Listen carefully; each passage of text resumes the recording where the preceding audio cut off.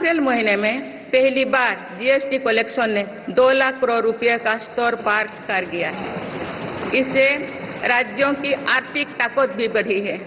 Digital India और digital payments के प्रति भी आज पूरा विश्व आकर्षित हो रही है। माननीय सदस्यगण, एक सशक्त भारत के लिए हमारे सैन्य बलों में आधुनिकता जरूरी है।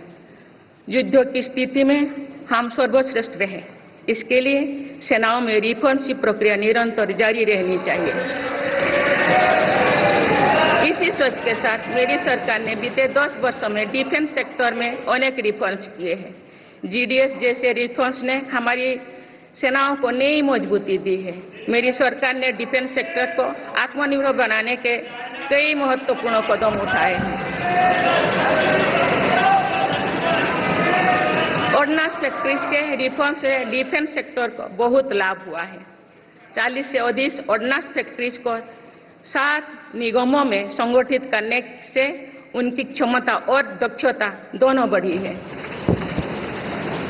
ऐसे ही रिफॉर्म्स के कारण भारत आज 1 लाख करोड़ रुपए से अधिक की डिफेंस मैन्युफैक्चरिंग कर रहा है। पिछले एक दशक में हमारे डिफेंस एक्सपोर्ट 18 गुना अधिक होकर 21,000 करोड़ रुपया तक पहुंच चुका है। फिलीपींस के साथ ब्रह्मास मिसाइल का रक्षा सौदा डिफेंस एक्सपोर्ट के क्षेत्र में भारत की पहचान मजबूत कर रहा है।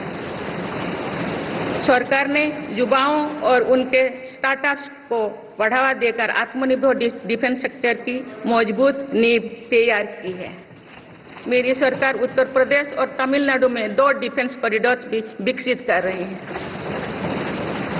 हम सभी के लिए एक खुशी की बात है कि पिछले वर्ष हमारी सैन्य जरूरतों की लगभग 70% खरीद भारतीय उद्योगों से ही की गई है। हमारी सेनाओं ने 500 से अधिक सैन्य साजो सामान को विदेशों में नहीं मंगाना तय किया है। ये सभी हथियार और उपकरण अब सिर्फ भारतीय कंपनियों से ही खरीद की जाएगी। मेरी सरकार ने सैनिकों के हितों को भी हमेशा प्राथमिकता दी है। तभी 4 दशक के बाद 1 रैंक 1 पेंशन को लागू किया गया है। इसके तहत अब तक 1,20,000 करोड़ रुपया दिए जा चुके हैं। शहीद सैनिकों के सम्मान के लिए सरकार ने कर्तव्य पथ के एक छोर पर नेशनल वॉर मेमोरियल की स्थापना भी की है। ये प्रयास केवल वीर जवानों के प्रति कृतज्ञ राष्ट्र का नमन ही नहीं है, बल्कि राष्ट्र प्रथम की अनवरत प्रेरणा का स्रोत भी है। माननीय सदस्यगण, मेरी सरकार देश के हर युवा को बड़े सपने देखने और उन्हें साकार करने के लिए जरूरी माहौल बनाने में जुटी है। बीते 10 वर्षों में ऐसे हर अवरोध को हटाया गया है जिसके कारण युवाओं को परेशानी थी। पहले अपने ही प्रमाण पत्रों को अटेस्ट करने के लिए युवाओं को भटकना पड़ता था। अब युवा सेल्फ अटेस्टेड करने का काम कर रहे हैं। केंद्र सरकार की ग्रुप सी, ग्रुप डी भर्तियों से इंटरव्यू को खत्म किया गया है। पहले जो विद्यार्थी सिर्फ भारतीय भाषा में पढ़ाई करते थे, उनके साथ अन्याय की जाती थी। मेरी सरकार ने नई राष्ट्रीय शिक्षा नीति लागू कर इस अन्याय को दूर करने के लिए कदम उठाए। युवाओं को अब भारतीय भाषा में इंजीनियरिंग की पढ़ाई का विकल्प भी मिला है। विगत 10 वर्ष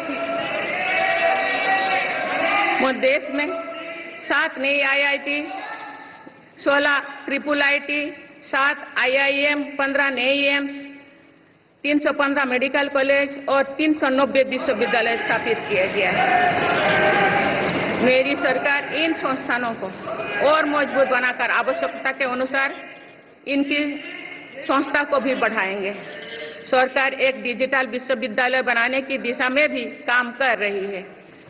अटल टिंकरिंग लैब्स, स्टार्टअप इंडिया और स्टैंड अप इंडिया जैसे अभियान हमारे युवाओं का सामर्थ्य बढ़ा रहे हैं।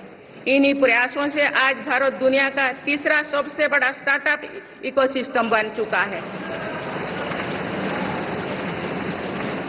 माननीय सदस्यगण, सरकार का ये निरंतर प्रयास है कि देश के युवाओं को अपनी प्रतिभा दिखाने का उचित अवसर मिले। सरकारी भर्ती हो या फिर परीक्षाएं, सुनिए, परीक्षाएं किसी भी कारण से इनमें रुकावट आए, ये उचित नहीं है। इनमें शुचिता और पारदर्शिता बहुत जरूरी है। हाल ही में कुछ परीक्षाओं में हुई पेपर लीक की घटनाओं की निष्पक्ष जांच और दोषियों को कड़ी से कड़ी सजा दिलवाने के लिए मेरी सरकार प्रतिबद्ध है। हमारे इससे पहले भी हमने देखा है कि कई राज्यों में पेपर लीक की घटनाएं होती रही है। इस पर दलीय राजनीति से ऊपर उठकर देशव्यापी ठोस उपाय करने की जरूरत है। संसद ने भी परीक्षा में होने वाली गड़बड़ियों के विरुद्ध एक सख्त कानून बनाया है। मेरी सरकार परीक्षाओं से जुड़ी संस्थाओं, उनके कामकाज के तरीके, परीक्षा प्रक्रिया सभी में बड़ी सुधार करने की दिशा में काम कर रही है। माननीय सदस्यगण, मेरी सरकार ने युवाओं की राष्ट्र निर्माण में भागीदारी और बढ़ाने के लिए मेरा युवा भारत माय भारत अभियान की शुरुआत भी की है। इसमें अब तक 1.5 करोड़ से अधिक युवाओं का पंजीकरण हो चुका है। इस पहल से युवाओं में नेतृत्व कौशल और सेवा भावना का बीजारोपण होगा। आज हमारे युवाओं को खेलों में भी आगे बढ़ने के नए अवसर मिल रहे हैं। मेरी सरकार के प्रभावी प्रयासों का परिणाम है कि भारत के युवा खिलाड़ी वैश्विक मंचों पर रिकॉर्ड संख्या में मेडल्स जीत रहे हैं। कुछ ही दिनों बाद पेरिस ओलंपिक्स में भी शुरू होने वाले जा रहे हैं। ओलंपिक्स में देश का प्रतिनिधित्व करने वाले हर खिलाड़ी पर हमें गर्व है। मैं उन्हें अपनी शुभकामनाएं देती हूँ। इन उपलब्धियों को और आगे ले जाने के लिए भारतीय ओलंपिक संघ 2036 ओलंपिक्स खेलों की मेजबानी की तैयारी भी कर रही है। माननीय सदस्यगण, जुलाई की 1 तारीख से देश में भारतीय न्याय संहिता भी लागू हो जाएगी।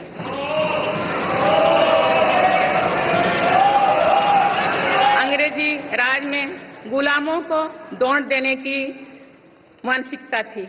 दुर्भाग्य से आजादी के अनेक दशकों तक गुलामी के दौर की यही दंड व्यवस्था चलती रही। इसे बदलने की चर्चा अनेक दशकों से की जा रही थी, लेकिन ये साहस भी मेरी सरकार ने ही करके दिखाए हैं। अब दंड के जगह न्याय को प्राथमिकता होगी, जो हमारे संविधान की भी भावना है। इन नई कानूनों से न्याय प्रक्रिया में तेजी आएगी। आज जो विदेश अलग अलग क्षेत्रों में गुलामी की मानसिकता से मुक्त पा रहे हैं, तो ये उस दिशा में बहुत बड़ा कदम है और ये हमारे स्वतंत्रता सेनानियों की सच्ची श्रद्धांजलि भी है। मेरा सरकार ने सीएए कानून के तहत शरणार्थियों को नागरिकता देना शुरू कर दिया है।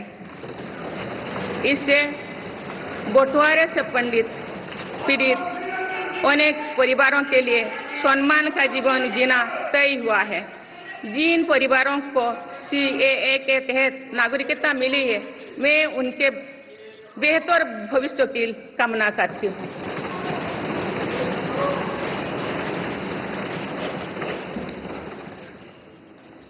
ಕನ್ನಡಿಗರ ಮೆಚ್ಚಿನ ನಿಮ್ಮ ನ್ಯೂಸ್ 18 ಕನ್ನಡ ಈಗ ವಾಟ್ಸ್ಆಪ್ನಲ್ಲಿಯೂ ಲಭ್ಯ.